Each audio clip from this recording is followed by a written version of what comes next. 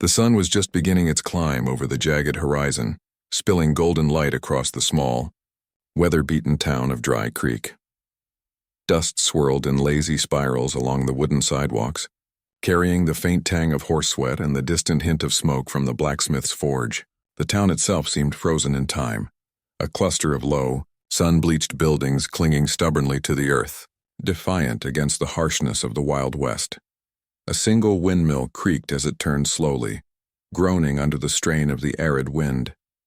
Here life was measured in hard work, long days under the unrelenting sun, and the occasional bursts of lawlessness that reminded residents they were never truly safe. Clara had grown up in Dry Creek, and though she knew every crooked board and dusty corner of the town, she had never felt at home. From a distance she appeared a typical young woman of the frontier, a plain cotton dress, a straw hat perched precariously on her head, and hands calloused from chores. But there was a fire in her eyes, a restless spark that could not be tamed by the monotony of farm life. Her hair, the color of sunlit wheat, was often pulled back in a practical braid, though stray strands always managed to escape, framing her sharp, determined features. Clara had always been clever, quick-witted, and endlessly curious, a dangerous combination in a town that prized obedience over ambition. She leaned against the fence at the edge of her family's land, watching the horizon as if she could see beyond the endless desert plains. The wind tugged at her skirt and braided hair, and she breathed in deeply, savoring the dry, earthy scent of the land.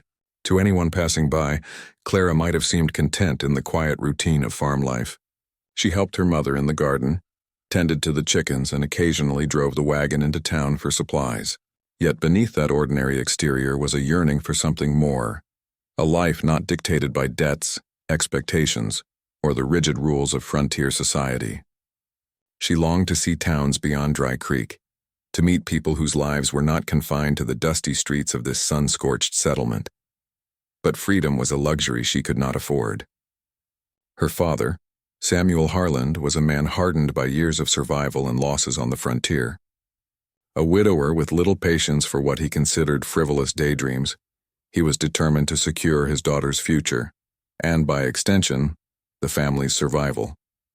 Samuel's debts weighed heavily on his broad shoulders, and he had little tolerance for defiance. In his mind, Clara's compliance was not just desirable, it was necessary. He had survived the frontier's cruel hardships by pragmatism and sheer will, and he expected no less from his children. Clara, however, had inherited more than just her father's stubborn streak. She had also inherited a quiet resilience, a sharp mind, and a heart capable of both fierce love and defiance. She understood the stakes, the delicate balance of survival and duty, but it did not make her any less restless. The thought of a life predetermined by others' choices was a bitter pill she had yet to swallow. She often found herself staring at the horizon long after her chores were done, imagining roads leading to unknown towns, endless skies, and the freedom to choose her own destiny.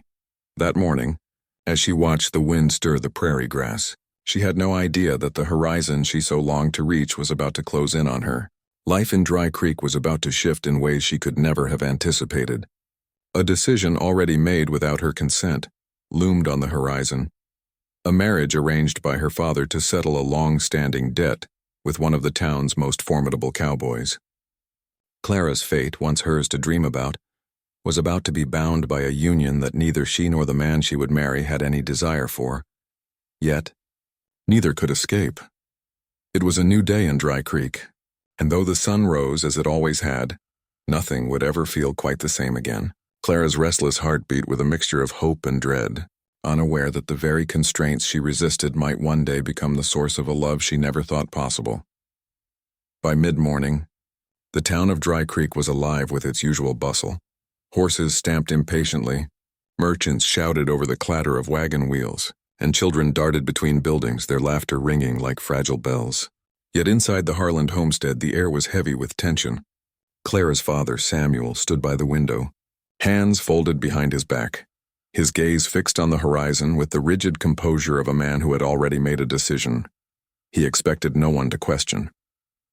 Clara moved quietly through the kitchen, her fingers brushing over the worn wooden table as she tried to steady the storm of thoughts whirling inside her head. She knew what was coming. Samuel rarely called her in this manner without reason, and the look in his eyes betrayed a resolve that was frightening in its certainty. "Clara," he said, his voice low but unwavering, "we need to talk about your future." Clara froze. The words hung in the air, deceptively calm, but she sensed the weight behind them. "Father," and she began, but he cut her off with a sharp shake of his head. "You'll listen first," he said. "There's no room for argument." Clara bristled at the tone but remained silent, knowing the storm she could unleash with words would not sway him. Samuel led her to the parlor, a small room with faded curtains and a fireplace that had long ago lost its warmth. He gestured for her to sit in the single chair nearest the door, then took the one opposite. He paused, taking a deep breath as though weighing each word like a precious coin. "There's a matter that cannot wait," he began. "A debt. A debt that has lingered far too long, and it is time it is repaid. I have arranged for you to marry Ryder Collins." Clara's stomach dropped. She had heard whispers of Ryder, a cowboy known across the county for his skill with both cattle and guns. His reputation was rough, untamed, and unpredictable. To Clara, he was a stranger, a man she had never met, and yet her life was now bound to him.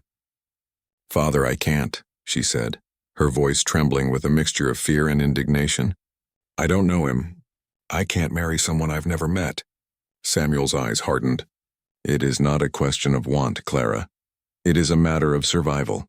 This debt must be settled or our farm is lost, our family ruined. Ryder Collins has agreed and the arrangement is final. You have no say." The words hit her like a blow. Her heart pounded fiercely, a wild rhythm that matched the fear rising in her chest. She wanted to scream, to run, to fight, but she knew the futility. Samuel was a man of principle and stubbornness, and Dry Creek had little room for defiance. Clara felt tears prick at the corners of her eyes, but she swallowed them. "And what if he doesn't like me?" she asked quietly, her voice barely audible over the roaring in her ears. Samuel's gaze softened just slightly. "He is a man of honor. He will respect you if you give him the chance. And you are clever and strong. You will find a way to make this work. It is not just for me, Clara. It is for all of us." Clara felt the weight of his words, a heavy mantle of duty pressing on her shoulders. Duty, family, survival. These were chains that could not be broken. She looked away, her thoughts scattering in a storm of anger, fear, and sorrow. The horizon she had always dreamed of seemed to vanish, replaced by the narrow walls of the homestead and a life already decided for her. That afternoon, a rider approached the Harland farm, a cloud of dust announcing the arrival of Ryder Collins himself. Clara caught her first glimpse of him through the window, tall, broad-shouldered, with dark hair shadowed under a wide-brimmed hat. He dismounted with practiced ease, every movement purposeful, radiating the quiet confidence of a man who had faced danger and won. Clara's heart raced, not with excitement, but with apprehension.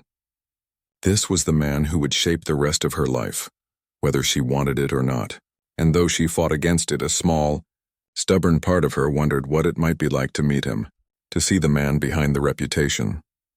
As Ryder's boots thudded against the wooden porch and he tipped his hat, Clara realized that life in Dry Creek had changed forever. The choices that had once seemed distant and irrelevant were no longer hers to make.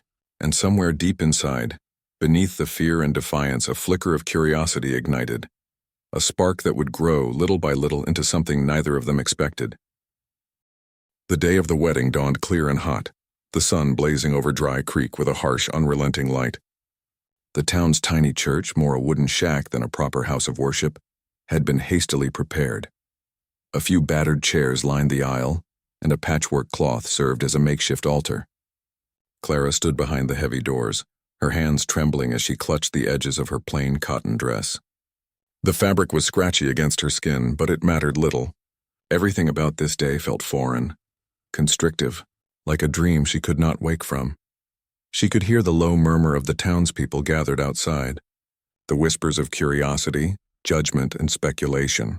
Some had come for the spectacle of a forced union, others out of genuine interest in Ryder Collins, the cowboy who had become a figure of quiet fascination and fear in equal measure. Clara drew a shaky breath, wishing desperately that she could disappear, that the earth might open beneath her feet and swallow her whole. Ryder appeared at the entrance, tipping his hat in acknowledgement of the congregation. Before turning his eyes toward her, Clara caught her first real glimpse of him up close. He was taller than she had imagined, his shoulders broad, his face rugged and sunbeaten. Yet beneath the hard lines there was a calm, steady intensity.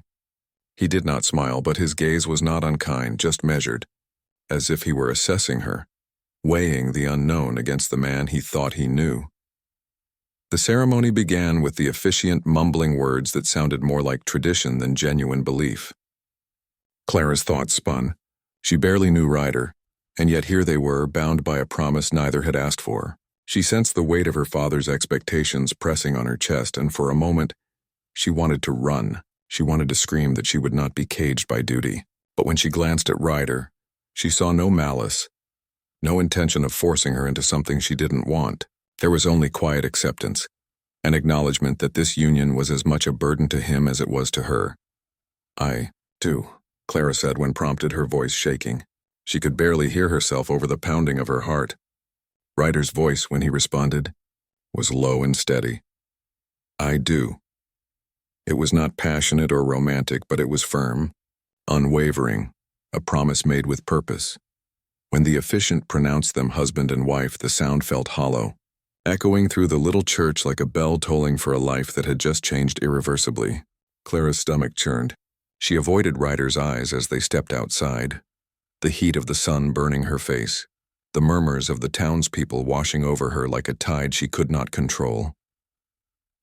The ride home was silent. Ryder led his horse beside hers, careful to keep his distance. Clara focused on the dusty trail, pretending not to notice him. He did not speak, and she did not want him to. Words seemed inadequate, meaningless. They were strangers forced into a partnership neither understood, neither wanted, yet neither could deny. Inside the homestead, the tension was palpable. Clara's mother fussed nervously with a tray of food, trying to ease the atmosphere while Samuel's stern gaze weighed heavily on them both. Ryder set his hat on the counter, his movements deliberate, almost meticulous. He did not seek comfort or closeness, nor did he demand it. It was clear he would respect boundaries, but respect, Clara realized, could be both a blessing and a cage. That evening, as the sun dipped low and painted the sky in streaks of orange and pink, Clara found herself alone on the porch. Ryder sat at the edge of the steps, a quiet presence nearby. Neither spoke, yet the shared silence was strangely intimate, a fragile bridge between two people forced together by circumstance. Clara felt a mixture of relief and frustration. Relief that Ryder did not overwhelm her, frustration that she had to navigate this unchosen path without guidance, without choice. For the first time, she allowed herself to study him, not as the looming figure of a forced marriage, but as a man. His hands were strong, scarred from work. His eyes held depth and intelligence. His posture exuded both confidence and caution. She realized with a mix of curiosity and unease that the man she had feared might become her captor was, in truth, more complicated than she had imagined. And somewhere in the back of her mind, a tiny spark of something dangerous, hope, perhaps, flickered. The first night of their marriage passed in awkward silence. Clara lay awake, the roughness of the bed a stark reminder of the life she had inherited, while Ryder's slow, steady breathing hinted at the quiet patience of a man used to living by his own rules. Neither had spoken of love, desire, or dreams, but the unspoken acknowledgement of shared survival hung between them like the heavy scent of sagebrush outside. The beginning was tense, reluctant, uncertain, but the foundations were laid. In a world where trust was rare and survival paramount, even the smallest gestures, the briefest understanding, could plant the seed of something unexpected. The days that followed the wedding were filled with the kind of grueling labor that defined life in Dry Creek. From sunrise to sunset, Clara and Ryder worked side by side, their interactions terse at first, punctuated by moments of quiet frustration. Clara was determined not to let herself become a mere shadow in Ryder's life, while Ryder, though patient, was wary of the sparks of defiance he saw flickering in her eyes. The tension that had marked their first encounters began to shift, imperceptibly at first, into something more complex, an uneasy respect born of shared struggle. It started with the horses. Clara had grown up around livestock, but Ryder's herd was larger and wilder than anything she had known. One morning, a group of calves had broken free, scattering across the sun-baked prairie. Clara and Ryder chased them for hours, shouting commands and scrambling over uneven terrain. Exhaustion turned into laughter when a particularly stubborn calf led them in circles, Ryder grabbing her arm to keep her from falling. In that shared effort, Clara saw a side of him she had not expected, steady, capable, and quietly protective. Ryder, in turn, noted her fearlessness and resourcefulness, qualities that no book or lesson could teach. Evenings were quieter, but no less revealing. They repaired fences together, their hands rough and sore, sharing stories of the land, the people, and the dangers that came with life on the frontier. Ryder spoke sparingly at first, but when he did, his words carried weight and thoughtfulness. Clara discovered that beneath his rugged exterior was a keen mind, a man who understood survival not just as brute strength, but as careful planning and foresight. She began to appreciate his sense of responsibility, the way he moved through the world with awareness and caution. Clara herself revealed layers that Ryder had not anticipated. She was clever and practical, her mind sharp and quick to solve problems he had wrestled with for years. She learned to handle the stubbornness of the cattle, to mend broken tools, and to navigate the treacherous hills and valleys surrounding their homestead. Ryder watched her with a growing admiration, impressed by her tenacity and courage. There was a rhythm to their partnership, a balance forming between her ingenuity and his experience, even if neither was willing to admit it aloud. The turning point came one late afternoon when a band of rustlers attempted to drive off a portion of Ryder's herd. Clara and Ryder, armed with nothing but their wits and a few rifles, confronted the men. The confrontation was tense. Clara's heart pounded with fear, but she did not falter. Ryder was at her side, steady and commanding, yet he allowed her space to act, to prove her own courage. Together, they outmaneuvered the thieves, driving them off with a combination of strategy and sheer determination. That night, as they surveyed the herd under a sky painted with stars, there was a quiet acknowledgement between them, a mutual recognition of competence, bravery, and strength. Slowly, trust began to replace hesitation. Clara found herself laughing at Ryder's dry humor, noticing the subtle kindness in his gestures, the way he ensured she had water in the fields, the way he kept the animals calm when storms approached. Ryder, in turn, began to anticipate her needs, offering support without overstepping, listening with an attentiveness he reserved for few. Respect had grown into something warmer, a budding admiration that neither could deny. By the end of the season, the farm thrived in ways it never had before. Crops were flourishing, fences repaired, and the herd healthier than ever. More importantly, Clara and Ryder had discovered a rhythm in their partnership, a balance forged in sweat, laughter, and shared danger. The fire that had once been defiance now simmered with possibility, a growing awareness that the man she had dreaded marrying might in fact be someone she could trust, someone she could respect, and perhaps even, someday, love. It was a slow process, fragile and tentative, yet undeniable. In the vast, untamed landscape of Dry Creek, amidst dust, sun, and the ever-present threat of danger, two people who had been thrust together by circumstance began to see one another not as strangers or obligations, but as companions navigating the harsh realities of life, and in that realization lay the first true spark of connection between Clara and Ryder. The first hints of romance arrived quietly, almost imperceptibly in the gentle cadence of everyday life on the Harland farm.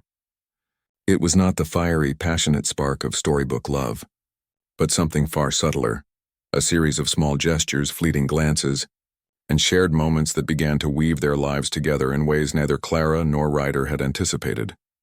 It started with laughter. One morning, Clara had attempted to rope a particularly stubborn calf, only to be pulled off her feet and land in a cloud of dust. Ryder, initially concerned, had burst out laughing at her determination and resilience. Clara, covered in dirt but defiant, had returned his smile with a teasing glare. That shared laughter broke a barrier neither knew existed. It was the first time she saw Ryder not just as a capable cowboy, but as a man who could be lighthearted, even playful, a rare quality in a world dominated by survival and toil. Evenings became their sanctuary. After long days under the relentless sun, they would sit on the porch sharing stories over the fading warmth of a fire. Ryder spoke of his childhood on a neighboring ranch, the long days herding cattle, and the lessons learned from a life spent on horseback. Clara, in turn, shared tales of her dreams, her fears, and the small rebellion she had enacted against the strict confines of Dry Creek. Words flowed more freely than they ever had, and in that sharing, they discovered common ground, a sense of understanding and empathy that had been absent during their first days together. There were moments of quiet intimacy, too. Ryder would bring Clara wildflowers he picked on his morning rides, simple gestures that spoke volumes about his attention to her happiness. Clara, in turn, found herself leaving small surprises for him: a freshly baked loaf of bread, a repaired saddle, or a neatly sharpened set of knives. Each act, though modest, was a declaration of care and consideration, a language of affection neither had been trained to speak but instinctively understood. Danger and uncertainty continued to draw them closer. A sudden thunderstorm once trapped them in the barn, the wind howling around them as rain pelted the wooden roof. They huddled together, sharing warmth and stories to distract from the fear. In that confined space, the physical proximity and shared vulnerability deepened their bond. Clara began to see strength not just in Ryder's arms but in his patience, his willingness to protect without dominating. Ryder, in turn, saw Clara's courage in the face of fear, her determination to act rather than wait, and he admired her all the more for it. Slowly, admiration evolved into something tender. Clara noticed the way Ryder's eyes softened when he looked at her, how he instinctively anticipated her needs without being asked. Ryder began to notice the way Clara's smile lingered, the subtle determination in her posture, and the warmth that radiated from her even in moments of exhaustion. Each day their lives became more intertwined, not out of obligation, but through genuine care and growing affection. The turning point came one late afternoon when they rode together to inspect the far edges of the property. The sun was dipping low, casting long shadows over the prairie, and the sky was painted in streaks of gold and crimson. They stopped at a small rise, watching the horizon together. Clara felt an unfamiliar flutter in her chest as Ryder's hand brushed against hers while pointing out a distant ridge. Neither spoke, but the simple contact sent a jolt of awareness through them both. It was not a fleeting crush or superficial attraction. It was the recognition of a deepening bond, a quiet acknowledgement that their hearts were slowly finding a home in one another. By the time they returned to the homestead, the air between them had shifted. Laughter and teasing had replaced awkward silence. Shared glances carried meaning, and the comfort of one another's presence was no longer taken for granted. They had discovered that love need not be immediate or explosive. It could grow in subtle, persistent ways through shared work, mutual respect, and moments of vulnerability. In the wild, untamed world of Dry Creek, where danger and hardship were constants, Clara and Ryder's connection blossomed like a rare flower. It was slow, deliberate, and entirely unexpected, but it was real. Love had begun to take root in the unlikeliest of places. The heart of a forced marriage, nurtured by trust, admiration, and the quiet courage to see each other fully for the first time. For the first time since her youth, Clara felt the elusive sensation of contentment. The Harland farm, once a source of anxiety and obligation, now thrived under the combined efforts of her and Ryder. Fences were sturdy, crops ripened in neat rows, and the herd of cattle grazed peacefully in the rolling prairie. Life, which had seemed so constricted and predetermined, had taken on a rhythm that was almost joyful. Clara awoke each morning to the sound of birdsong and the soft stirrings of the farm. Ryder was already outside, tending to the horses or checking the fences, his broad silhouette framed by the rising sun. Their mornings were filled with work, but now it was accompanied by laughter and easy conversation rather than tension and duty. Clara found herself glancing at Ryder as he worked, noticing the grace in his movements, the calm decisiveness with which he handled every challenge. She admired him more deeply than ever, and a quiet, persistent warmth settled in her chest, a love that was both steady and unshakable. Ryder, too, had changed. He moved with a lighter step, smiled more easily, and even found ways to tease Clara gently. He no longer treated her as a stranger or a responsibility. She had become a partner, a companion whose mind and heart he respected. He would often pause mid-task just to watch her, a look of quiet admiration in his eyes that spoke louder than any words ever could. Their evenings became sacred. After the sun dipped behind the distant hills, painting the sky in shades of gold and purple, they would sit on the porch with mugs of coffee or freshly brewed tea. Clara would rest her head on Ryder's shoulder as they watched the stars emerge one by one, the vast expanse of the prairie stretching before them like a promise. They spoke of dreams, not the distant, impossible ones Clara had once imagined, but dreams grounded in reality, expanding the farm, improving their land, and building a life together that was theirs alone. The townsfolk noticed the change too. What had once been whispered as a marriage of convenience was now admired as a partnership of true affection. Neighbors who had doubted the union saw Clara and Ryder working seamlessly, laughing together and caring for each other in ways that went beyond simple duty. Respect and admiration had blossomed into love that was visible, undeniable, and genuine. One afternoon, as they worked side by side repairing a section of the corral damaged by a recent storm, Ryder paused and looked at Clara, his hands dirty, his shirt soaked in sweat. "You know," he said, voice low and steady, I didn't expect to feel like this, but being with you, it feels right. Like it was meant to be, even if we didn't start that way." Clara smiled, her heart fluttering. She had never heard words like that spoken to her, not with such sincerity. "I feel the same," she admitted quietly. "I didn't want this marriage at first, but I can't imagine life without you now." From that moment, the tiny acts of care and attention that had marked their early days together deepened into a profound, emotional intimacy.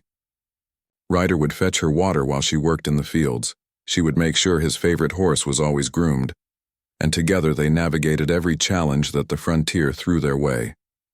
Storms, broken equipment, and wayward cattle became opportunities to grow closer, to rely on one another, and to solidify the bond that had begun as mere necessity but had blossomed into love.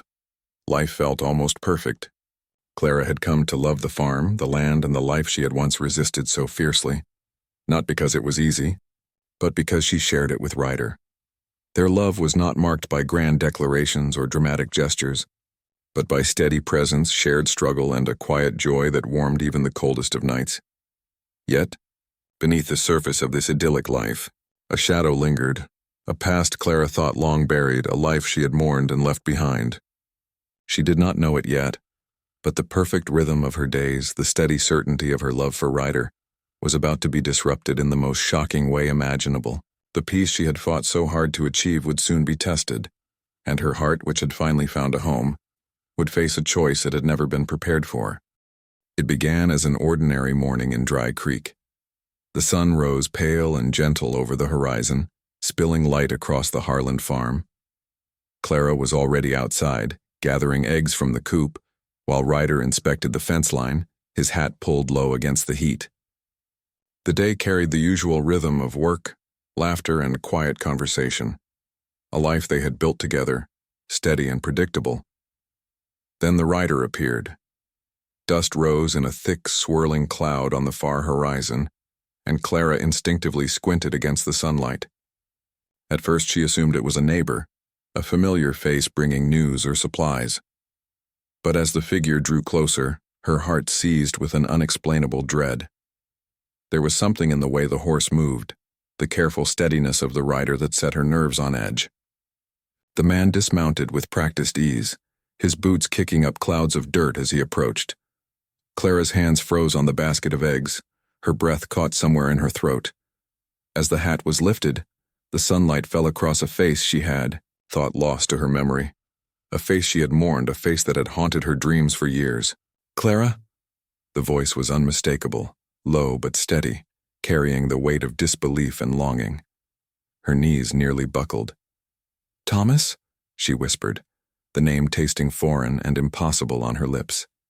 It was him. Thomas Hadley, her former fiancé, the man she had believed dead for so many years. She had never stopped mourning him, never allowed herself to forget the way his hand felt in hers, the warmth of his smile, the quiet certainty of his presence. And now, standing there in the golden light of morning, he was alive. Every memory she had buried surged forward in a tidal wave of confusion, fear, and longing. Ryder, sensing the tension before Clara could even speak, looked up sharply. His eyes narrowed, a mix of confusion and protective instinct flashing across his features. "Clara, who is this?" His voice was calm, but there was an edge, a subtle warning.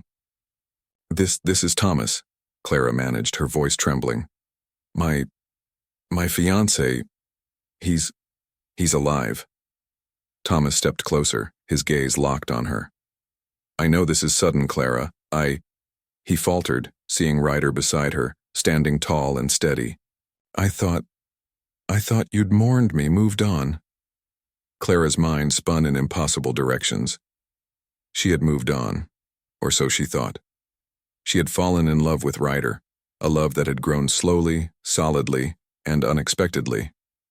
Yet here was Thomas, a ghost from her past, alive and tangible, bringing with him memories she had not realized she still clung to. Ryder's jaw tightened. He had felt secure in their life, confident in the bond they had forged through sweat, danger, and shared laughter. And now a man she had loved long before him appeared, tearing at the careful foundation they had built. Yet he restrained himself, watching Clara closely, silently demanding she speak the truth of her heart. Clara's emotions collided violently. She wanted to reach for Thomas, to confirm that the man she had mourned was really standing in front of her. But she also wanted to cling to Ryder, whose presence had become her anchor, whose love had been earned through patience, courage, and unwavering support. She felt torn between past and present, memory and reality, desire and loyalty. The townsfolk, drawn by the commotion, gathered at a cautious distance. Whispers spread like wildfire. Everyone knew Thomas Hadley's story, the stagecoach accident, the presumed death, the grief that had lingered for years. And now he was here, alive, standing on the very land where Clara had rebuilt her life. Clara's heart ached with impossible choices. Could she reconcile the love she had nurtured with Ryder with the shocking return of a man she had once promised herself to? Could her heart hold both grief and joy, loyalty and longing, past and present? For the first time in years, the Harlan farm was silent, not in peace but in suspended tension. Time seemed to hold its breath as Clara faced the impossible. A life she had fought to claim now threatened to unravel at the edges, pulled by the impossible reality of a love she had thought lost forever. The days following Thomas's return were a whirlwind of emotions that Clara had never anticipated. Every morning, the sight of him standing on the porch, sunlight glinting off his dark hair, sent a shiver of disbelief through her. Every word he spoke stirred memories she had long buried. The gentle way he had held her hand, the quiet promises, whispered beneath the stars, the laughter that had once filled her heart, and yet beside her, Ryder remained constant. Steady, patient, unwavering. The man who had earned her love through trust, courage, and shared life. Clara's mind felt as if it were splitting in two. How could she reconcile the two realities? Thomas was her past, the love she had thought lost forever, the man who had shaped her youth and haunted her dreams. Ryder was her present, the man who had taught her to love again, who had become her partner in life and in heart. To choose one felt like betraying the other, and the very thought of loss, of losing either, was unbearable. Ryder, for his part, struggled quietly but intensely. He had built his life with Clara, brick by brick, with patience and respect. He knew her strengths and weaknesses, had seen her fears and hopes, had shared her laughter and her tears. And yet here was Thomas, a specter from the past, stirring doubts she had never known she still held. Ryder's love for Clara was fierce, protective, and real, but so too was the challenge of proving that his bond was stronger than memory, stronger than nostalgia, stronger than the past. Thomas, meanwhile, was not blind to the tension. He had returned, expecting grief, perhaps even resentment at his absence, but not the life Clara had built with another man.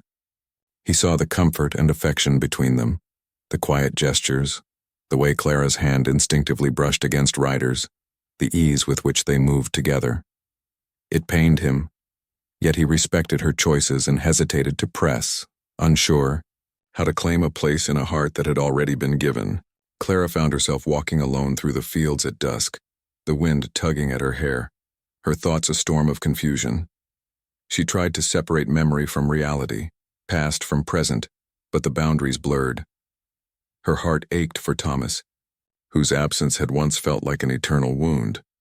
Yet it also ached for Ryder, whose presence now felt indispensable, whose love had nurtured and healed her. She felt guilty, selfish, and terrified all at once. The townsfolk, oblivious to her inner turmoil, continued to whisper and speculate. Some felt sympathy, others suspicion. It was difficult to face their eyes to explain the impossible situation. Without betraying the intimacy and trust she shared with Ryder, Clara felt as if she were walking a tightrope, each step precarious, each choice carrying irreversible consequences. One evening, the tension erupted. Clara, Ryder, and Thomas found themselves in the barn, repairing a broken fence together. Words that had been held back spilled forth in a torrent of emotion. Thomas admitted his longing, his regret, and his hope that she might still remember the love they once shared. Ryder, in turn, confessed his fear of losing her, of having his love dismissed as convenience or obligation, despite the devotion that had grown between them. Clara stood between them, tears streaming, heart pounding. She realized that love was not simple, nor was it bound by reason alone. It was messy, complicated, and sometimes cruel, but it was also real, tangible, and impossible to ignore. She had to confront the truth of her heart, not for the world, not for her father, not for appearances, but for herself. That night, as the stars glittered cold and distant above the prairie, Clara understood that the choice before her was not just about the men she loved. It was about the woman she had become. She had been shaped by loss, by survival, and by the unexpected joy she had found with Ryder. Yet her past with Thomas was part of her too, a memory that refused to fade. The storm inside her would not settle until she faced the impossible. She would have to choose between the life she had built with Ryder and the man who had once held her heart. And she knew with a terrible clarity that the decision would change everything. The revelation came on a crisp morning, when the first hints of frost dusted the edges of the Harlan farm. Clara had spent a restless night wrestling with her heart, the memory of Thomas and the love she had found with Ryder colliding in an unbearable tempest. The air was thick with tension as Ryder and Thomas faced each other near the barn, tools in hand but idle, their eyes locked in unspoken challenge. Clara knew she had to confront the truth, not just about her feelings, but about the events that had brought Thomas back into her life. Thomas took a deep breath, finally breaking the silence. "Clara, I owe you the truth. The stagecoach accident, what happened to me, it wasn't as it seemed. I didn't die. Not really." His voice trembled, betraying both guilt and relief. "I was attacked by outlaws that day. They took me far from here, and I was presumed dead. I survived barely and spent years trying to find my way back to you." Clara's hands clutched her apron as shock and disbelief washed over her. You were alive all this time?" Her voice was barely audible, choked with emotion. Memories of mourning, of the quiet ache that had followed her through lonely nights, surged through her. Every tear she had shed, every whispered prayer for his safety had been for nothing, and yet somehow he had returned. Thomas nodded solemnly. "I never meant for you to suffer. I never meant to disrupt your life. I had to see you again, to know you were safe. But when I arrived and saw Ryder, I realized that your heart had moved on, that you had built a life, found love, and been happy. I couldn't take that away from you." Ryder, standing a few feet away, felt a surge of relief tempered with caution. He had feared this moment. The truth about Thomas, the lingering connection that might steal Clara from him.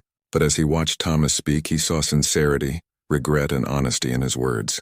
The man was not a threat born of malice. He was a survivor, returned by fate rather than design. Clara's mind spun, caught between past and present, memory and reality. The truth shattered some illusions and yet clarified others. Thomas had not abandoned her. He had been stolen from her by circumstances beyond anyone's control. Ryder had not supplanted him out of convenience. He had earned her love through patience, courage, and unwavering commitment. Both men had shown strength. Both had claimed a part of her heart. But only one was present in her everyday life, walking beside her through the dust, the sun, and the storms of the prairie. It was in that realization, quiet and undeniable, that clarity began to emerge. Clara looked first at Thomas, whose gaze was steady but gentle. "You survived. And I'm glad, she said softly. I mourned you, I loved you, but that life is gone. You are part of my past and I can cherish that, without letting it destroy the life I've built. Thomas nodded, a mixture of relief and sorrow in his expression. I understand. I only want your happiness. Clara, I won't interfere. He stepped back, giving her space, acknowledging silently that love sometimes meant letting go. Clara turned to Ryder, whose eyes reflected the love, patience, and hope that had grown between them over months of shared toil and quiet joy. She felt the weight of her choice not as a burden, but as a recognition of the man who had been present, steadfast and true when she needed him most. Kneeling beside him, she took his hand in hers, the gesture simple yet profound. I love you, Ryder, she whispered. I've found my life, my home, with you. Ryder's jaw softened, a slow smile breaking across his sun-worn face. And I love you, Clara. I always have. Thomas gave them a final understanding glance. Go then, be happy. You deserve it. As he rode away from Dry Creek, the dust cloud trailing behind him, Clara and Ryder stood together, hand in hand, hearts finally at peace. The past had returned only to affirm the present. That love, earned through shared trials and mutual respect, was stronger than nostalgia, stronger than memory, and unbreakable when chosen freely. For Clara, the storm of conflict and confusion had passed. She had faced the impossible, confronted her heart, and emerged with clarity. She and Ryder were no longer bound by obligation. They were bound by love, tempered by life, and stronger than any challenge the Wild West could throw at them. The sun rose over Dry Creek with a brilliance that seemed to celebrate the hard-won peace on the Harlan farm. Clara stepped out onto the porch, the morning air crisp and filled with the scent of dew-soaked earth. Ryder was already there, brushing the dust from his boots after inspecting the fences. Their eyes met, and in that simple glance words were unnecessary. Months of struggle, shared danger, and deepening love had led them to this moment. A life built together, chosen freely, with hearts aligned. The days that followed Thomas's departure were filled with quiet restoration, not just of the farm, but of their emotional world. Clara and Ryder worked side by side as always, but now there was a new lightness in their companionship. Every gesture, from shared meals to the tending of the herd, carried a tenderness that had been absent during the early days of their forced union. Laughter came easily, conversations flowed without pretense, and moments of touch, hands brushing as they worked, a hand resting on a shoulder in reassurance, spoke volumes of the love between them. Clara reflected on the journey that had brought them here. She had entered the marriage reluctantly, feeling trapped by duty and circumstance. She had bristled at Ryder's presence, resented the life imposed upon her, and mourned the man she had lost. But through shared struggles, the storms, the rustlers, the endless toil of frontier life, they had built trust, respect, and ultimately, love. Ryder had earned her heart, not through grand gestures or dramatic declarations, but through patience, courage, and unwavering care. Ryder, for his part, had witnessed Clara's transformation.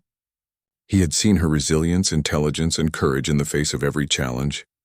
He had admired her spirit and determination, and over time, admiration had blossomed into affection, and affection into love. Their connection, born from circumstance, had grown into something deeper, something unshakable. And now, with Thomas gone, there was no distraction, no lingering doubt, only the certainty of the life they had chosen to build together. The townsfolk noticed the change, too. Clara and Ryder, once whispered about as a couple bound by obligation, were now seen as a model of true partnership. Neighbors marveled at the harmony in their work, the ease of their companionship, and the quiet devotion evident in every glance and gesture. The couple had become more than just husband and wife. They had become a team, a unit forged through trial, trust, and shared triumphs. One evening, after a long day tending to the herd, Ryder led Clara to the top of a small rise overlooking the farm. The prairie stretched endlessly before them, bathed in the golden light of the setting sun. Ryder took her hands in his eyes locking onto hers with an intensity that made her heart race. Clara, he said softly, we've faced storms, danger, and challenges I never imagined. But through it all, I've found something I didn't expect. I've found you, my partner, my companion, my heart. I love you. I've always loved you. Clara felt tears prick at the corners of her eyes. And I love you, Ryder. she whispered, her voice filled with conviction. "I never thought I could find happiness like this, but you've shown me what it means to love and be loved. You've been my anchor, my strength, and my home." He pulled her close, their foreheads touching, the wind tousling their hair as the sun dipped below the horizon. In that moment, the past, the pain, the loss, the impossible choice was behind them. Only the present existed, a life built on love, trust, and shared dreams. The days that followed were filled with the quiet joys of domestic life and the adventures of frontier living.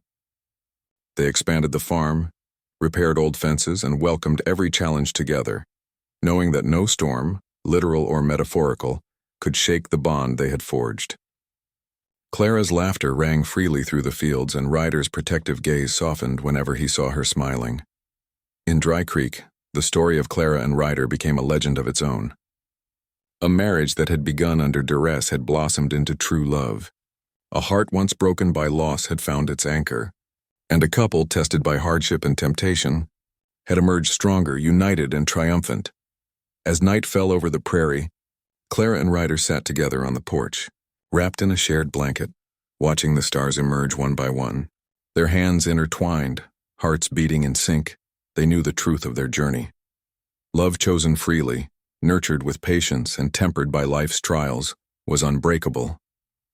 They had survived loss, deception, and fear, and in doing so, they had discovered something more precious than either could have imagined. Together they faced the endless horizon, knowing that whatever the future held, they would face it side by side. In the wild, unpredictable world of the West, love had won, and this time it would never be taken away.